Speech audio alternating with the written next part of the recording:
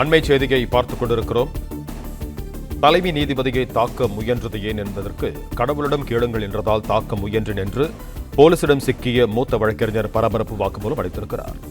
இது தொடர்பான கூடுதல் விவரங்களோடு இணைகிறார் எமது செய்தியாளர் மாணிக்கம். வணக்கம் மாணிக்கம், உங்களிடம் இருக்கும் தகவல்களை சொல்லுங்கள். உச்சநீதிமன்றத்துக்கு வைத்து தலைமை நீதிபதி VR கவாய் மீது காலனியை வீச முயன்றதாக மூத்த வழக்கறிஞர் ராகேஷ் கிஷோர் தற்போது கைது செய்யப்பட்டிருக்கிறார். அண்மையில் பார்த்திருந்தோம், உச்சநீதிமன்ற தலைமை நீதிபதி கவாய் மீது தங்கள் காலனியை கழட்டி வீச முயன்றதாக வழக்கறிஞர் ஒருவரை காவல்துறை தடுத்து கைது செய்திருக்கிறார்கள். இந்த விவகாரத்தில் எதற்காக அவர் இப்படி செய்தார் என்ற வாக்குமூலம் தற்பொழுது அந்த வழக்கறிஞரால் சொல்லப்பட்டிருக்கிறது.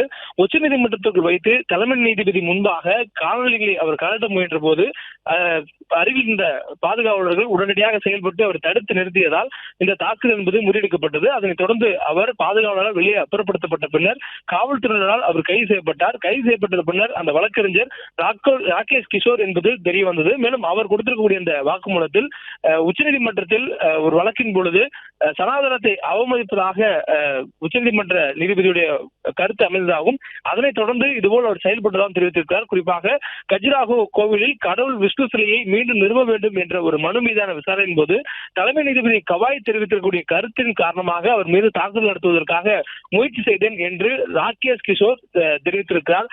கஜுராஹோ கோவிலில் கடவுள் விஷ்ணு சிலை மீண்டும் நிறுவ கோரிய மனு ஒரு விளம்பரம் நோக்கம் கொண்டது.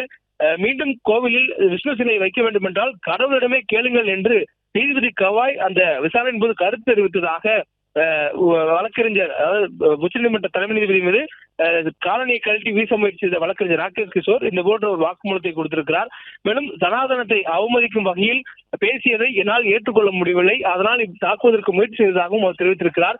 இந்த கருத்து பெரிய ஒரு பரபரப்பு ஏற்படுத்தியிருக்கிற சூழலில் சனாதனத்தை அவமதிக்கும் வகையில் பேசியதால் இந்த தாக்கம் என்றதாக கூறக்கூடிய நிலையில் அவர் கைது செய்யப்படுவதற்கு முன்பாக வெளியே அப்புறப்படுத்தப்படும் போதும் சனாதனத்துக்கு ஆதரவாகவும் உச்சநீதிமன்ற தலைமை நீதிபதிக்கு எதிராகவும் அவர் கோஷங்கள் எழுப்பியதும் அந்த வளாகத்துக்குள்ளாக எதிரொலித்ததை சுற்றியிருந்த அளவில் பார்த்திருக்கிறது. தொடர்ந்து இது போன்ற ஒரு சம்பவம் என்பது தலைமை நீதிபதியுடைய அமர்விலே நடைபெற்றிருக்கிறது என்பது ஒரு பெரும் பரபரப்பை ஏற்படுத்தியிருக்கிறது.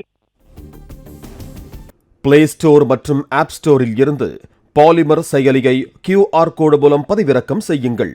செய்திகளை உடனுக்குடன் பெறுங்கள்.